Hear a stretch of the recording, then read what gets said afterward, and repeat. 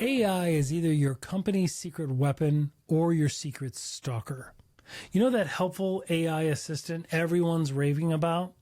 Yeah, hackers are using the same technology to build polymorphic ransomware that changes on the fly and recodes itself, and AI deepfakes undetectable by human eyes and ears. Scams that make the old Nigerian prince emails look like they were made with crayons and paste.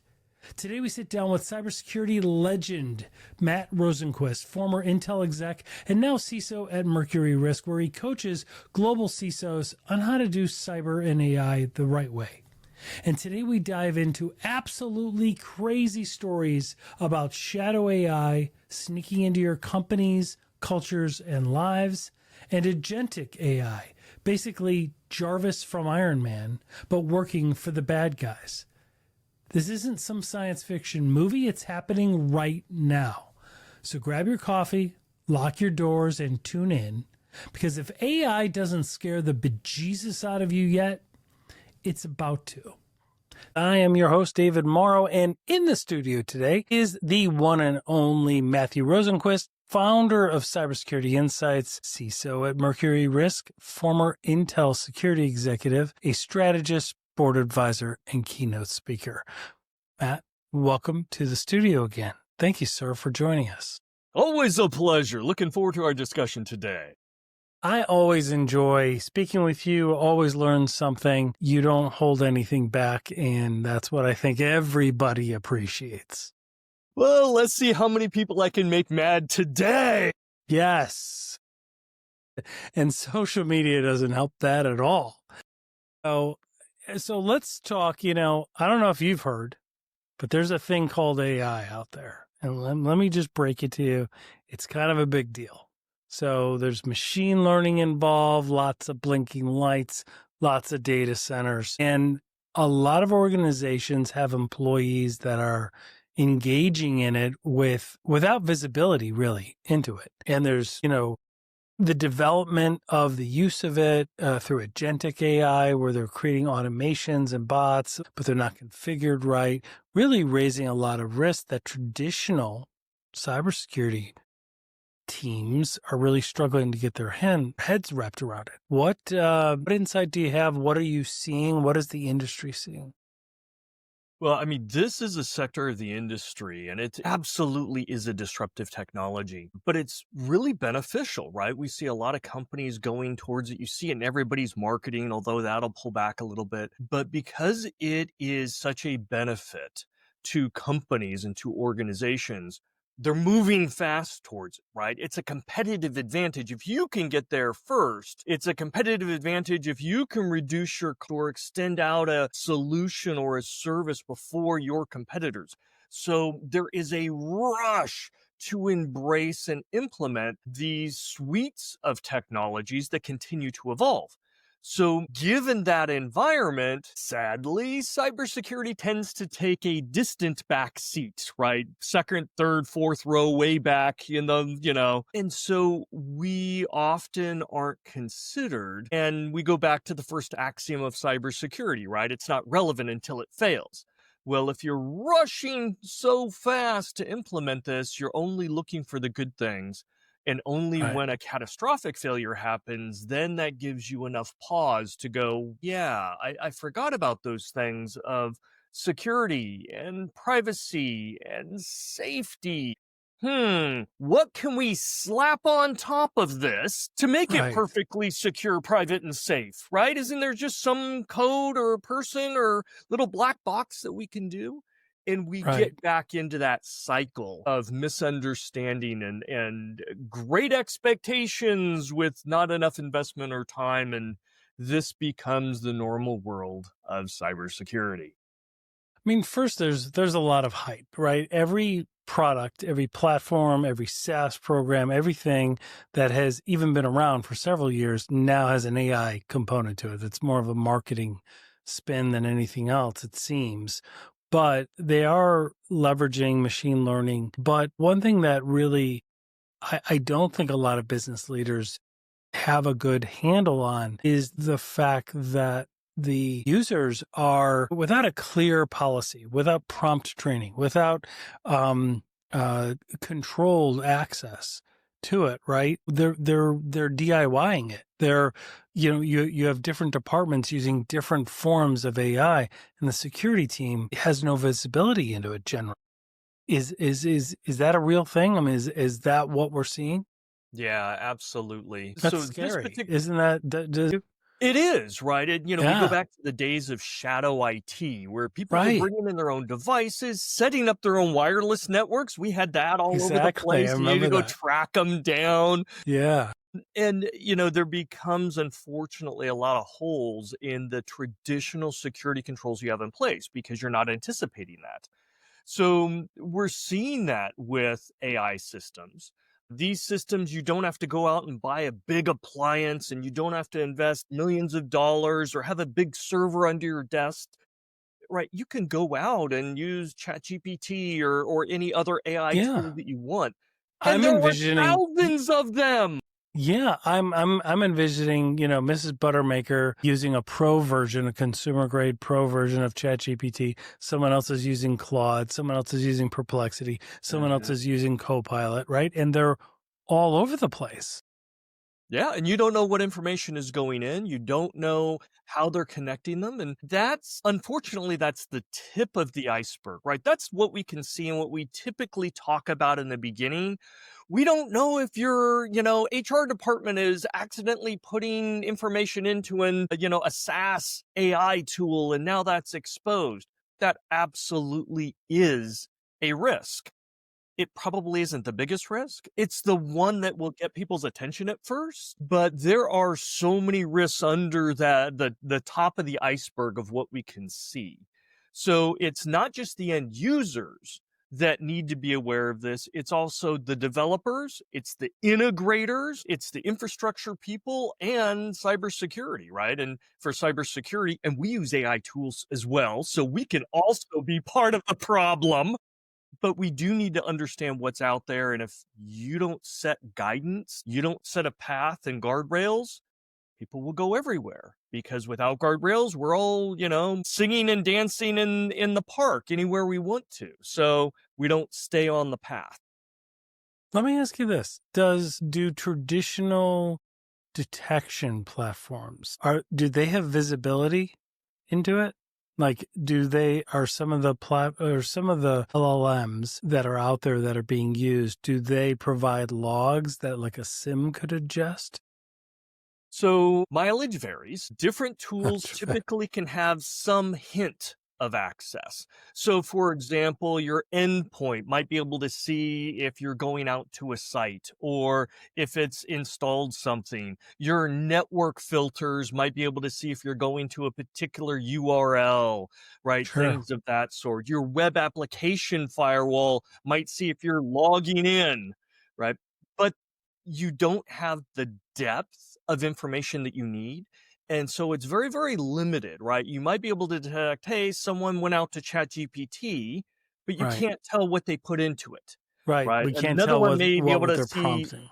yeah, they may be able to see sensitive data left, but they didn't know that it went out to one LLM versus another, right? So getting the big picture in a way that you can understand and prioritize the risk in semi real time so that you can interdict that becomes problematic. Now, there are some tools that are coming up that are trying to address this, right? They're trying to pull the veil back from some of those AI systems. And there are tools and processes to let's create policy or let's go train end users or let's go train developers. But all of those are going to be a step behind whatever the latest disruptive tool is, capability is.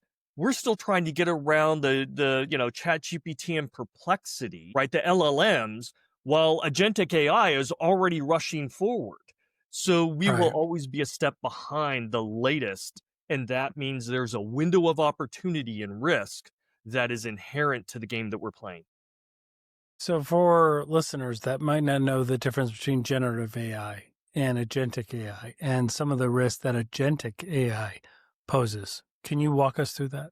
Yeah. So generative AI, and you're using, a subset of machine learning, you're using deep learning, and essentially it's creating something for you. It could be creating a paragraph or a story. It could be creating a music song for you, an image, a movie, all those cool tools, create me an image of a dog dancing on a skyscraper. Sure. Those are all generative AI. And they've got essentially you give an input and they give an output, which is great. If your input is sensitive, you're giving it to the world because it's incorporating it. That is generative AI tools, multimodal, right? So you can create a movie with sound or text or whatever. Then you've got agentic AI. And the way I like to describe this is in Iron Man has Jarvis. Jarvis is simply told to achieve an objective. And then Jarvis goes and breaks that down, figures out what it needs to do, what it needs to order or buy, And what it needs to automates it. manufacture, and it goes off and engages all these other systems, brings it together, and then delivers it and works with you on that. That is agent-based AI systems. And these are incredibly powerful from an automation and figuring out problems and doing a lot of work for you. So they hold a tremendous promise and value proposition as they evolve. And we're still in the beginning, right? We're still dealing with a 4-year-old mentality. In 2 weeks, Sure. that'll be an 8-year-old. And, Right. within 3 months, it'll be you're dealing with a teenager. Who wants that? Right. But, the risks between generative AI, which in many cases is really around privacy, loss of sensitive data, confidentiality, and so forth, compared to agentic AI, the risks of agentic AI are essentially undermining all of your traditional security controls. Okay. How so? Can you walk us through that? Like, Yes. Okay. So there's a general rule here if we think about it. The value of an agentic system is predicated on the amount of access it has to other systems and to sensitive data. So so if you that's where have the a Jarvis, configuration comes in place, right? Like yes, when you're yes. setting it up, what is it able to access? If you had your Jarvis and Jarvis didn't have access to anything, it's not Right. very valuable, right? Right. But if you give it access to everything, the internet and your data and manufacturing facilities and all that, it can build you an Iron Man suit. So, given that natural pull for agentic systems to get more and more access and more control, it's not just being able to read data, it's being able to manipulate data and transactions, create new transactions, right? One of the use cases, early use cases for an agentic system is as a personal travel agent. Okay, right? And you can Sounds already good. go up to a web page and say, hey, find me a trip to Rome. And it'll come back with flights and hotel and transport. That's fine. But an agentic system, you can tell it, hey, I want to go to Rome. I want to see the Colosseum and I want to do this. And it will go off. And not only will it find the best, routes and cost savings and everything and find a hotel that's facing to the south because you like a certain view in the morning. It's going to go to your bank account and it's going to pre-book all of these for you and it's going to get reviews and it's going to set up a profile but if it doesn't have access to your bank, it can't schedule that. If it doesn't know what type of hotels that you normally stay at and the special requests, it can't do it.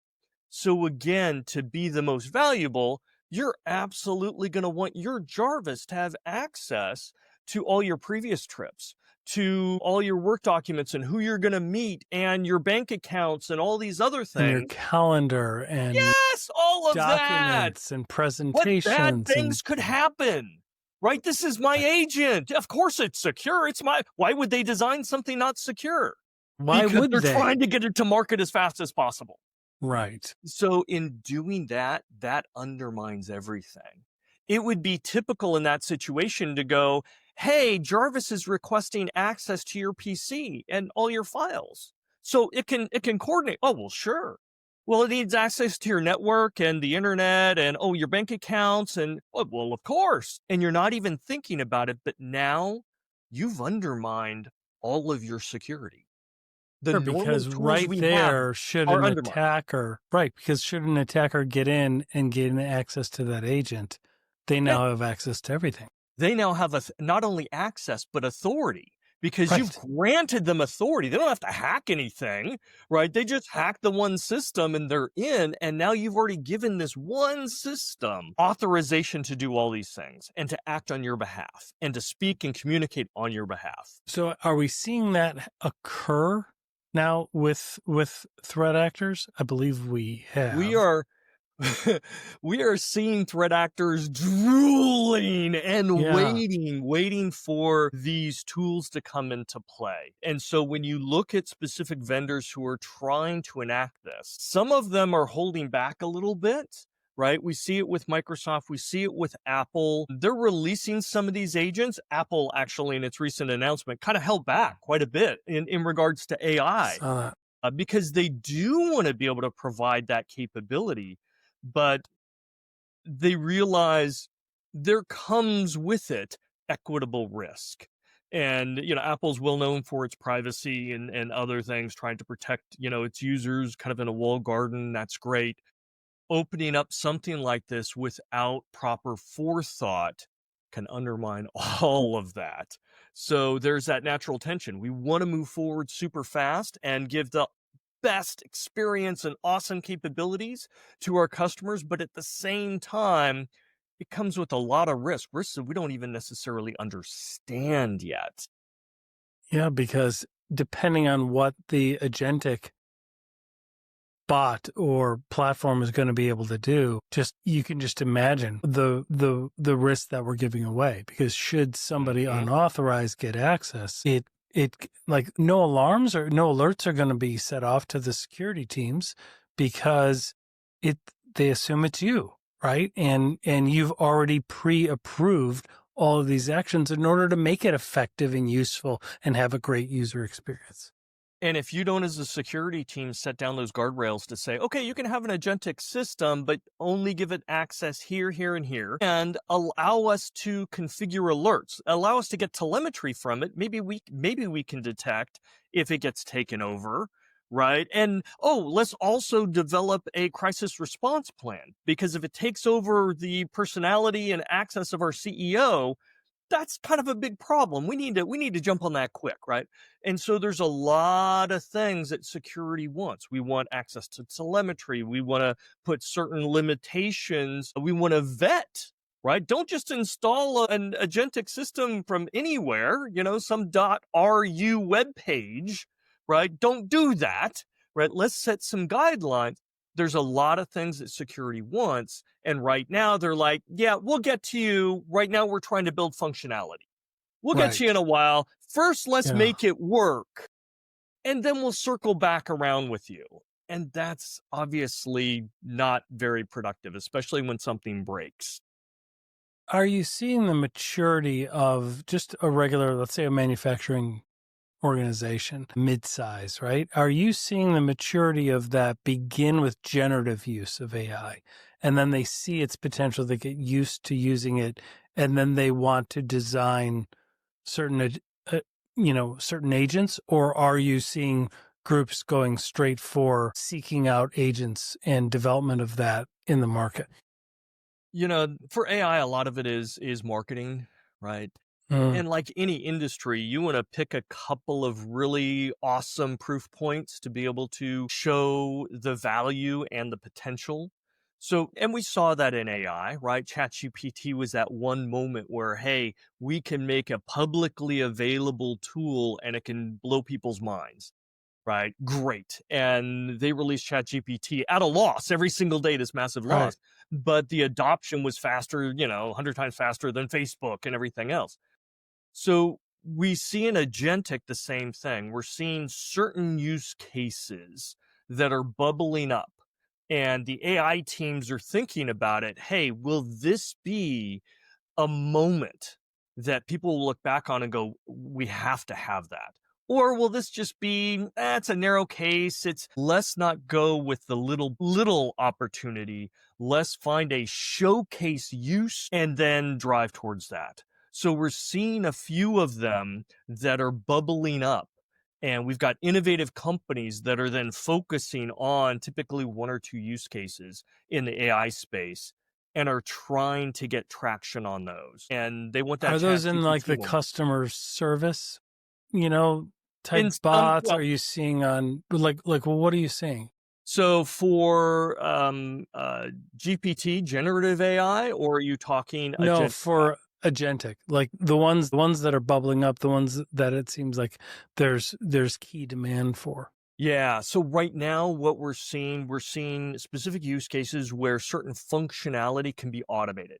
So it's things people are doing already because in order to create an agentic, think about it, an intelligent framework, you kind of have to have instructions, right? You can't say, hey, make up what you should do.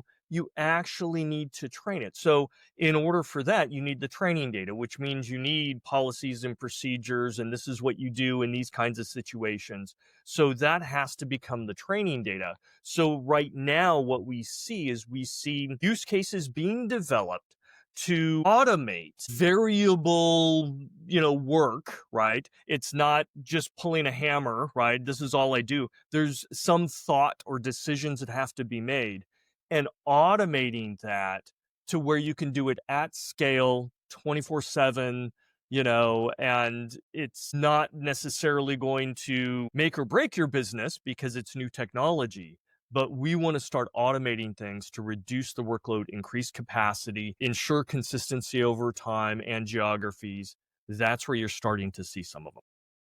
It's amazing. How is this affecting I mean, first and foremost, everybody's afraid. You hear it or you see it in social media about like fear of losing jobs. And you have these outrageous claims online about like, oh, with AI, organizations won't need attorneys anymore. They won't need this industry anymore. What are you seeing as you're talking with leaders that are developing this or other organizations that are beginning to implement it? When it comes to economies and what people are going to accept and not accept and dive into 100%, and what the consumer base is going to embrace or not embrace is incredibly difficult, right? Consumers can Yeah. be outrageously fickle. When you look at the latest toy craze, who could have Uh-huh. predicted, something like that? What we can look at pragmatically is AI agents can absolutely take over a certain amount of work. In their early phases, they need a little bit of help, and definitely they need human oversight.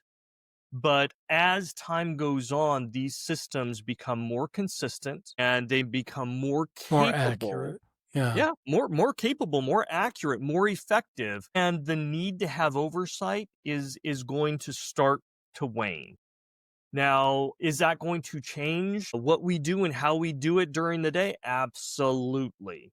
Right. And we can look back in historical precedent for that. When the automobile started to take off, there were a lot of blacksmiths out there and they were Yeah. very, very worried, I, rightfully so.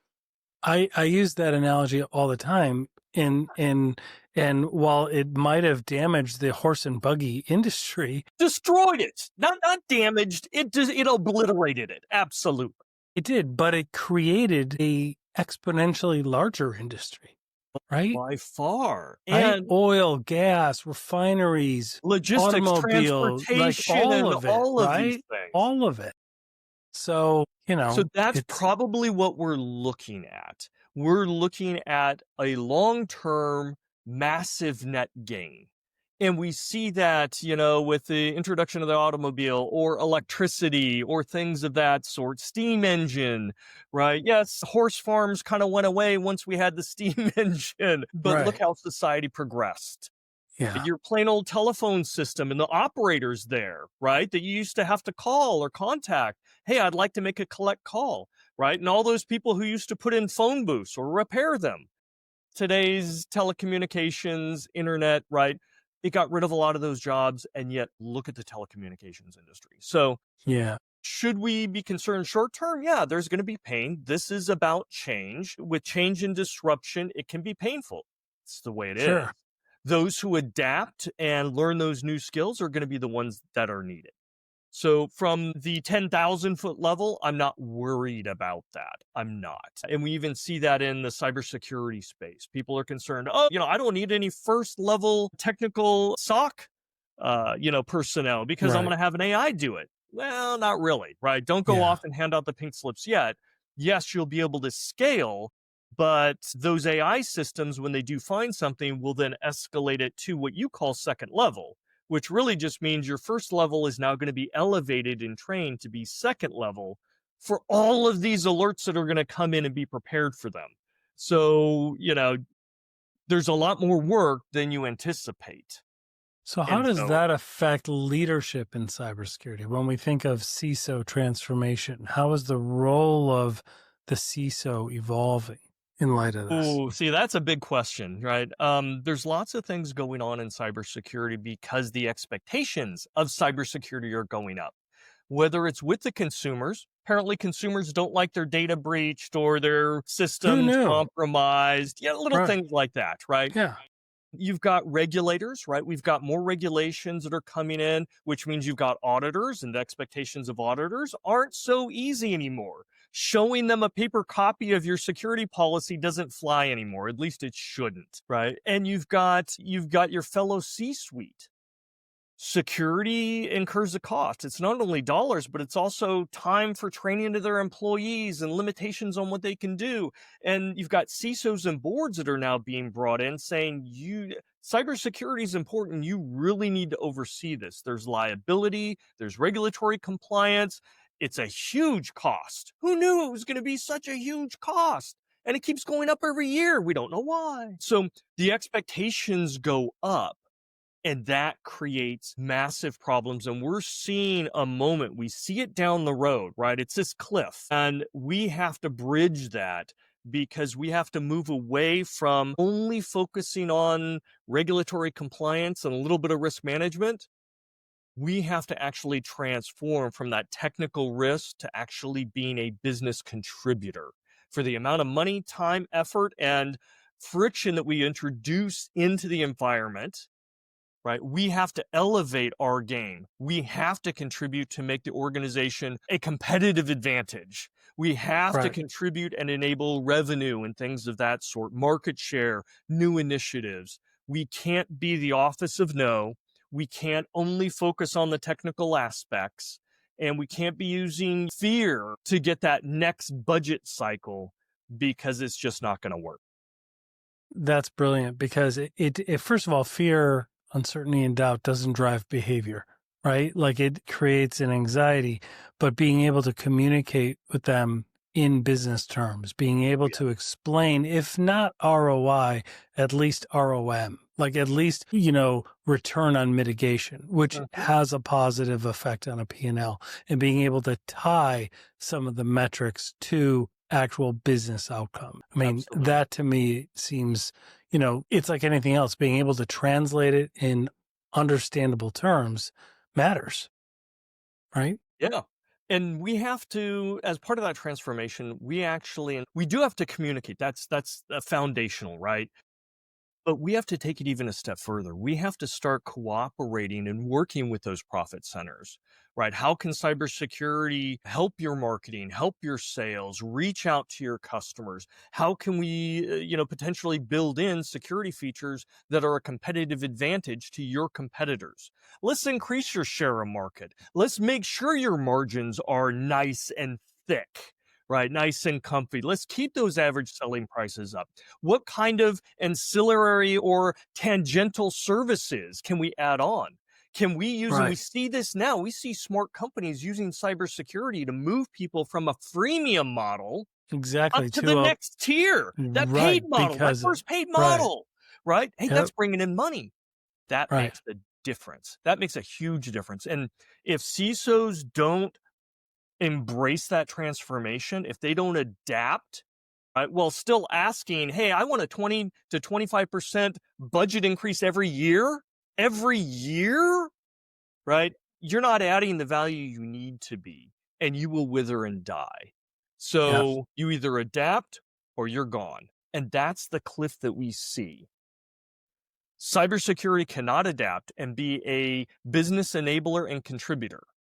right? Not just technical risk, I address technical risk, but actually contribute to the primary goals of the organization, it won't be sustainable. It simply won't. Absolutely. So let's flip the script. Mhm. What are the threat actors, attackers, and for listeners, hackers, because that's who they envision them? What are they? How are they leveraging AI? I've seen it in development of polymorphic Mhm. ransomware, obviously AI, voice cloning, video deepfakes, image deepfakes. So social engineering is being high powered. It's definitely improved the effectiveness of phishing, right? Because Yeah. the traditional red flags aren't there, like the grammatical error. You can be very specific. That email can look like it is from somebody from that region, sounding exactly like that person. They can create dossiers. The recon that they can do on an organization is amazing. What else are we seeing? I mean, I mean, you're nailing all the those great ones here, right? yeah, I kind of took all the fire out, so I'm No. sorry. But those are bigger risks. Like it seems like it's seemingly, once again, they seem a step ahead simply because they're more agile and more dynamic, right? Yes, and they're less risk averse, right? They get to Right, use these 100%. tools and they don't care if it's perfect, right? Throw it out there. If it works, if it's broken, oh well, we'll Yeah, fix it, right? And yet security needs to make sure you don't put out a broken tool. You don't put out a tool that can cause harm. So they can run wild and haphazard trying different things, and it's okay if it fails or it breaks somebody, whatever. There's always other victims, right? So they're able to innovate and rapidly adapt in this fail quick, revise, and so forth. But you covered a lot of the big ones, right? In the generative AI space, it's a lot of social engineering, it's a lot of phishing, yeah, impersonation, fraud, all of those things. They can create authentic looking receipts. They can impersonate your boss, not only the way they write, right? But also, how they sound and what they look like. You've got video mimicry and all these other fun, sexy things. But down at the basics, what really helps them in the social engineering is really around that phishing, because they don't have to pay somebody pennies an hour in Malaysia or somewhere else to be writing out spam messages or interacting back and forth. They can use an AI bot to do that. And it could be a sexy AI bot that's drawing someone in. It could be somebody that's communicating in local language, right? And actually understanding the accent of the person and matching that, right? There's no spelling errors. The right, grammar is accommodating to that person, the word choice, right. sentence structure, The everything. syntax, all of it, Everything. So, it and you can do sounds it at like they're scale. from. Yeah, Yeah. So it's no longer, fingering, messages that are going to have errors and typos and it doesn't sound right and it looks obvious. These can be brilliant. And because you have this continual learning cycle, when it fails, it can learn. It can then right. adapt and And try something improve and new adapt. Yep. automatically. So you're not sending hundreds or thousands out, you're sending out millions, and the success rate is going up because of the effectiveness. And that's just on the generative AI aspects, right? Which are a little bit more mature. You also touched a little bit on the agentic side, because again, all these tools are open. Anybody can download them, install them on your PC or laptop and run them. We're seeing attackers using agentic systems as well to automate the entire process. Let's say I want to go Uh, after you. And mhm. you know what? Based on the intelligence that this AI has gone off and looked at, you may be a great candidate for whaling or for getting you to click on a malicious web page, right? Or something like that. Some type of phishing hole attack. Great. So this agentic AI system determines that, goes off, creates a web domain, creates a web page, creates the malware behind it, arranges the words in a tantalizing way just for you, Right. right? Sets it all up and starts hitting you with phishing emails for you to go to that website. And Yeah. it's just all And automatic. you can imagine the context, right? You have Yeah. somebody who's developing and manufacturing a certain part, right? You can have a white paper about the use of that part in the industry that just came out from from one of the leading experts locally, and they can push that out, and then boom, once they click, there's the attack. Right? Like Absolutely. it's so incredibly at scale now that it's just going to keep evolving and maturing. Yeah. And that level of automation flows through. I mean, that's an example of social engineering. We're seeing other examples, right? Malware, right? Where it's trying to Yeah. create a piece of malware and sends it out. And oh no, some of the big anti-malware engines are detecting it.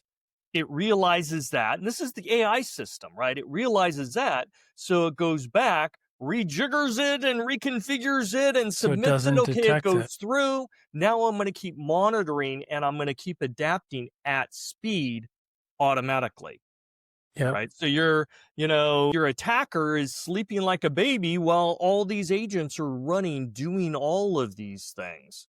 We've seen other agentic agents that are basically given a target and they will go off and they will look for network vulnerabilities and application vulnerabilities. They will enumerate their network, their web. They will identify and list out all their executives, capture all, search a dark web, capture as much information about their logins or emails, plaster them with social engineering attacks, try and use their passwords all over the place, all sorts of things automatically at speed. So Unbelievable. this isn't a brilliant hacker that can only attack one person and is going to take 4 or 5 days and a whole bunch of Red Bull, Right. right? This is a PC or a server that's doing 1,000 of these attacks simultaneously within minutes. That's the scale we Unbelievable. have to deal with. And then it'll learn from its mistakes. Right. How have you seen the polymorphic malware like ransomware and even just exfiltration malware where they're not even going to release the ransomware, the crypto locker type, locking down malware? How are we seeing where they are adapting? I've read some reports where they're adapting, they're turning off detection systems. And so even the traditional SIM, MDR, XDR tools that are out there are being turned off by these things. Yeah. And we have to be clear, right? Those practices have always been around. So if you go Yeah, back 5 it's years or true. 10 years, It's true. malware would typically try and disable your anti-malware and it's on your Right. system. But Exactly. the difference is when you have an attacker that, let's say they go and they get a foothold or a toehold into your network, in that attacker's mind, they already have a list. They're going to go down, hey, I'm going to look for these top 10, top 20 vulnerabilities. These are my most likely ones, and that's what I'm going to spend my time doing. The difference here is with these agentic systems, they're not limited to 10 or 20 vulnerability. They look at everything. They're going to look at 2 or 5,000 vulnerabilities. Right. And if they get a toehold in any one of those, they're going to then expand from each one. So the scalability of what they can look at and then take advantage of makes a massive difference. It is a force multiplier. So there may be a vulnerability to be able to turn off your anti-malware, but it may not be a common one. So your average attacker is not going to see it. But the agentic systems, they're going to have a really good chance of tracking down that obscure linked vulnerability that's chained through 5 different systems so they can turn off or modify or render, inactive your defenses. So their ability to scale and the depth is something that typical people can't deal with. No, and you can see what an advantage they gain by developing agents and automating this. And then when we rise to the level of the advanced persistent threats, right, and the nation state attacks, what are we seeing there? Like, we've seen a massive increase in them. What is it that you're seeing? So number one, we're seeing a massive increase in their activity and the barriers that they're willing to cross. And that's even before AI gets into the picture. But Of what we're course. seeing with AI is they realize the advantage of this. They're already using it now for a lot of that generative AI, the social engineering attacks to get Yeah. footholds. There's also a lot of work being done for the more advanced penetration type of attacks that we see some nation states do, and particularly Russia and China and Iran. When we talk about the other ones that are going after money, like North Korea, they just want to get in and grab money and run Right. out. So, but when you talk about China, they want to be deep in the systems. They want to be ever present, so they want to remain stealthy. Those types of attackers are patient, and they need to be. You can't fast fail using AI because that will give you away. And that's not good, right? You don't even want the victim to know that you're even interested in them. So they're spending more time looking at these AI systems, not only in traditional IT networks, but also in OT networks, because agentic systems can play in those realms as Like the well. And those are SCADA very, very critical.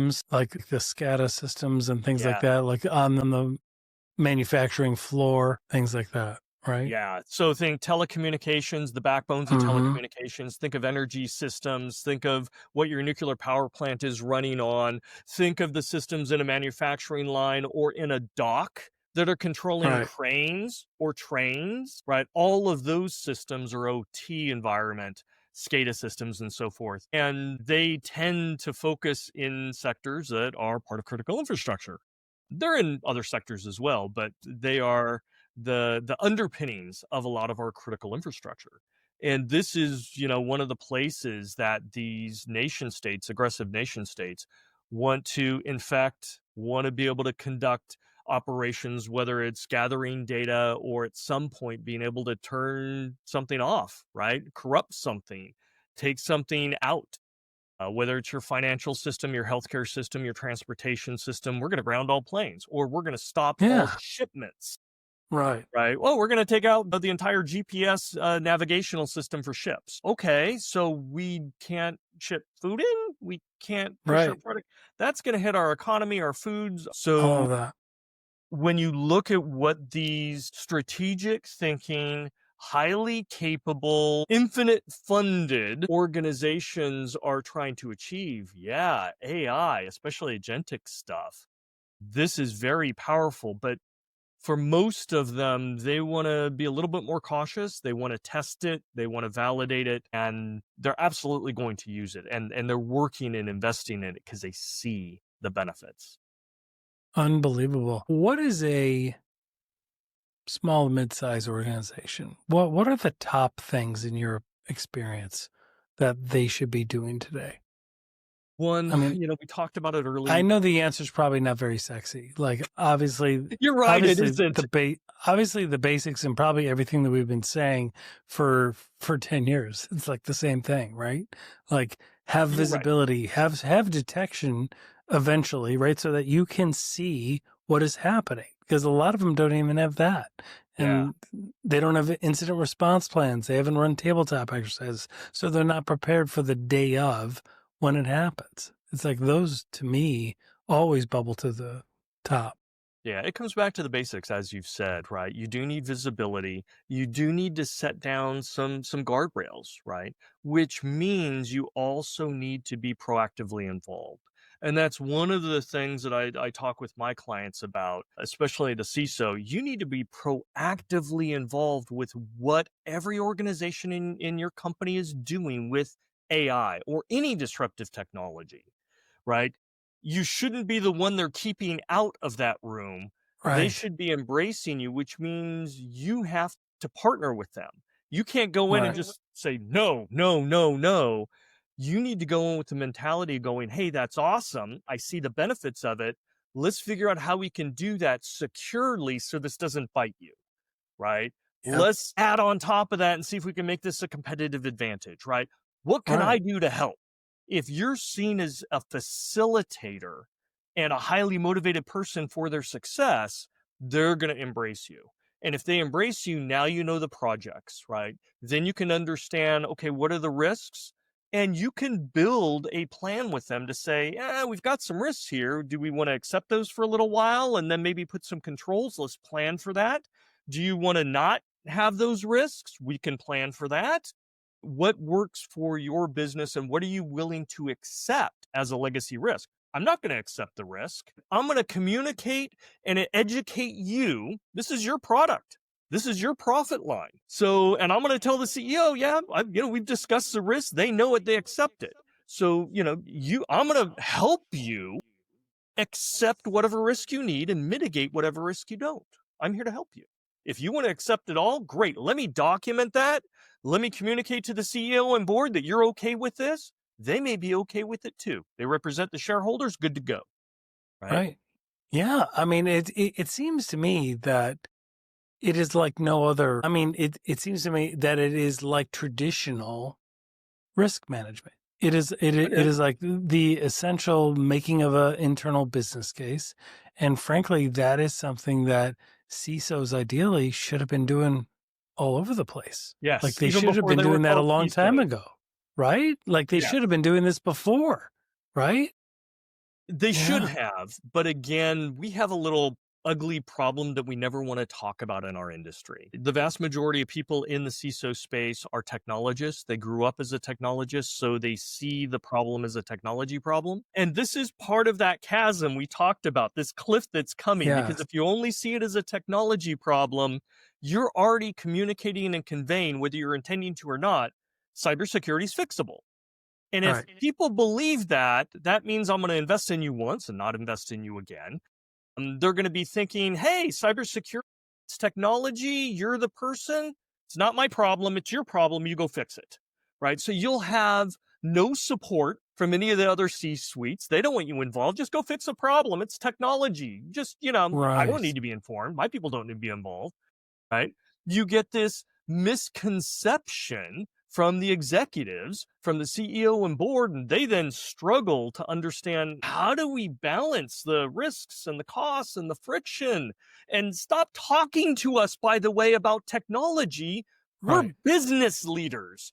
We're Right. not security experts, nor should we be. Start Right. talking to us in business terms, Exactly. not technology alerts and scanning, and we don't that's a foreign language to us. You need to Right. work with us. We make the ultimate decisions, and you're not communicating. And when you have all this miscommunication, we tend to fall back to FUD, right? FUD. They Right. don't understand, so I'm just going to use fear and I'm scare just the going to bejesus scare out of them. them. Right. So they Exactly. throw me another bag of money, right? But that may be the last bag of money they throw at you, because fear only works Right. for so long. So, we had You this said problem something with, interesting. Yeah, you said something interesting, and you said rather than explain to them that cybersecurity is fixable. I mean, that's kind of like, and I've seen CISOs do this, or well, IT leaders horrible. playing the CISO role, and and I'm like, that is like an attorney finalizing a contract and say, we have no more legal problems. Yeah, we're done.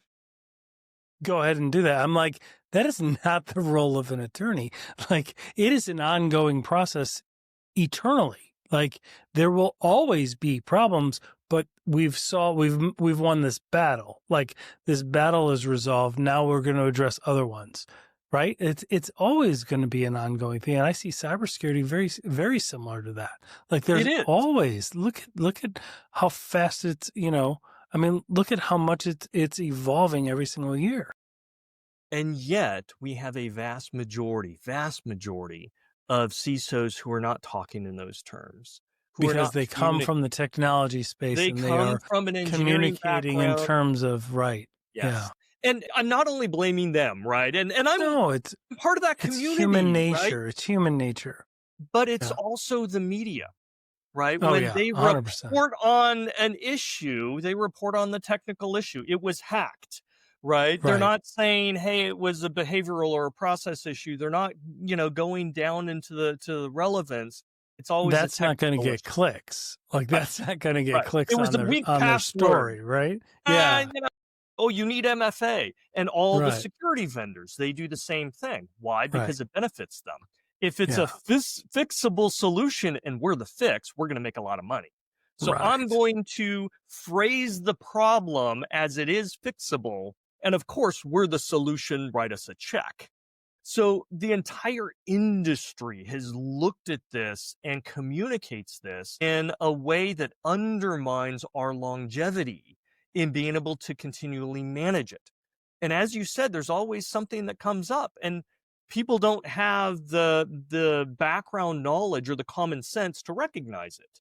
But if you went to your doctor and you had an exam and the doctor said, "You're good, we're going to live Yeah. forever." Yeah, You'd exactly. go, "No, Right there's there. something wrong here." That does not make sense. Gotta And yet, evaluate that insurance plan. I'm like, yeah, who are you sending me to? Like, this is that's the terrible. expectation of security, right? Right. Oh, well, we're not going to ever be hacked. Yeah, Why? Because absolutely. it's fixable, and you're going to fix it, and so we're going to be impervious. So as we wrap up, tell me about what you had predicted, because each year I always look to your predictions and they're pretty damn good.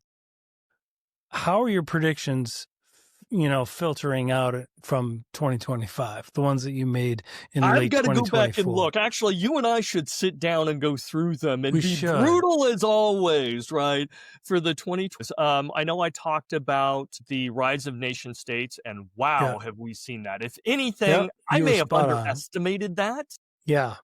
We've seen a lot more ransomware, and I know that was Mhm. coming up. I Well, because also, in I believe, 2024, there was a dip in ransomware short term, depending right? on how Wasn't you there? looked at the metrics, Yeah, it was exactly. interesting. Right. It was being But yes, reported it as there was a dip. Like people were thinking, "Oh, it's going away now." I'm like, what are you talking about? Like it is just like we disrupted Lockbit for a little bit. Like that is not the that is attackers not changed their name, they yeah, like let them rebranded, and they're back at rebrand. it. Let them rebrand and they're coming back. Trust me. They always do. They always do. Yeah. Did So you hear the latest? The latest on no, tell me. ransomware? What? So, and this goes back to the AI. So Yeah. normally, nowadays, if you get hit by ransomware, they've not only locked your data, or they've typically extracted it, and they're going to Right. extort you. Hey, if you don't pay us, we're going to publish this, right? We're going to Right. make it public. The I know what you're gonna say. Go You're ahead. gonna go. Right, the latest extortion is not only are we going to make it public, we're going to submit it to all the AI engines so that Yes, they they're gonna throw incorporate it it in the in their learning, LLMs. in their corpus of learning, and it will forever be imprinted, available, and used as Isn't part of generative AI. that was a artist and creative website, right? The artist and creative, like all of the proprietary artwork, they're like, oh, you don't want to pay us? No, okay. Oh, you think you can restore from backups? Oh, okay. How about if we take all of the proprietary artwork and feed it right into AI? They're like, let us write you a check. That's right. They were like, That's right. let's solve this, because all of a sudden, because I think we saw, I forgot which ransomware gang it was, but they were contacting the SEC. They were contacting the regulators. And I'm like, that is really bold and really brilliant from a criminal side. Like that is leverage, right? And Yeah. now with LLMs, they're threatening to feed it all, because once you do, it goes out to sea. Once it's out to sea, it's gone, right? Once you feed it in there, it's no longer proprietary. We can all get it. If we prompt it right, we'll be able to pull it all down. It'll be Right? integrated seamlessly, right? It's one Yeah. thing for me to threaten, hey, I'm going to put your dirty picture on the internet. Well, someone would have to look for it and go Right. track it down.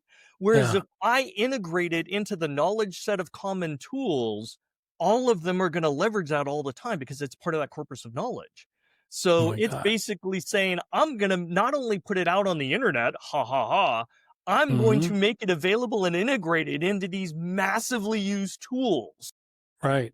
And yeah, that can Unbelievable. be compelling, right? Think of nation secrets, intellectual Yep. property, protected works, healthcare information, all of And those how things. CISOs communicate this is important, because they can't just say that and raise fear. They have to say what that means Yeah. is the designs of our product, right, will now be available to everybody with an internet connection, including all of our competitors, right? That's Because right. now that is a real practical understanding of what that means, because it's not just somebody would have to go and find it and search for it, etc. It'd be like, no, any general prompt in our industry will provide that right to them. And Yeah. that's scary. Yeah, imagine your trade Brilliant. secrets, right? It's not Yeah. copyrighted or anything. It's one thing to say, I'm going to go put your recipe on a web page. It's another thing to say, I'm going to put it in chat GPT for anybody who asks for Right. a chocolate chip cookie recipe. Exactly. Because down the Yeah. road, you're not going to be able to sue people because Right. someone's going to be able to go, hey, no, this was available via all these LLMs. Right. And it looks like they published it before you did. Right. So somebody else owns it, not you. You're not going to be able to Right. claim ownership of it. Oh, Unbelievable. there's all sorts of legal issues and IP protection swirls around this. It's beautifully ugly. It is amazing. Really is. And then you see some of the heads of the LLM companies, right? I'm not going to name names because I use their products, but I'm telling you, they're like, yeah, we got no guardrails on this. They're like, this thing is bigger than all of us. And it's not the confidence level I want to see, right? But you're just like, it's brutal. Well, one of them just agreed to a 1 point something billion settlement because of copyright issues and so forth. So that's going to spin off a whole new legal, set of lawsuits for all the others and everything. So it is the Wild West out there. Yeah. AI is just churning up the mud. It's great. Everybody is just hog heaven. And we're just starting to come into that next disruptive technology, right? Quantum. So I don't see us having a breather between disruptive technologies. They're going to overlap. These are generational. It's chaotic. These are generational dynamic shifts. And it seems like quantum is coming faster than anybody had predicted. So it'll be phenomenal to keep tabs on this. Thank you so much for your time. I want to be respectful of your time. Definitely, let's get together as you are making your 2026 predictions toward the end of the calendar year. I would love to get back together with you, do a recap of 2025, how that laid out and what 2026 is looking like. Absolutely. Just to depress everybody, because that's why we're here. Like, this is why we're here. It's like sitting at a bar or a restaurant and just, going, I can't believe this is going on. But it's so fascinating. And the more everybody is aware of it and the more they get a sense of it, right? And then they can apply it to their own lives. Then I think that we can all get a little better. We have to know where the dangerous neighborhoods are before we walk through them. You know what I mean? Like, just to know, to be aware, right? The more foresight we have, the better prepared we can be and the better choices that we can make to accept or mitigate risks. So, yes. You said that much more articulately than me. I was envisioning walking down the street and like seeing a dark alley with a bunch of like garbage cans rustling and all this mist and really danger. And I'm like, it's probably a good idea not to walk down there. You know what I mean? Let's just do that. Let's do that. Let's start community there. Common sense. Yes, I like this. Let's just start there and it'll be better. So, or we commiserate with the beers in the bar. I like that analogy. I like that too. We can all cry in our beers. It's great. Absolutely. So I will have links to your information in our show notes. Follow Matthew. You don't need any more followers, by the way. You got like a gazillion. But please do, because his LinkedIn posts, the work, the white papers, the public speaking that Matthew provides, it's absolutely brilliant. There's literally hundreds of us in the industry that follow you. So continue on, keep going. And I am very, very honored and appreciative that you took time to sit with us and share your insight. It's always great to chat with you. Thanks, buddy. Talk soon. Thanks.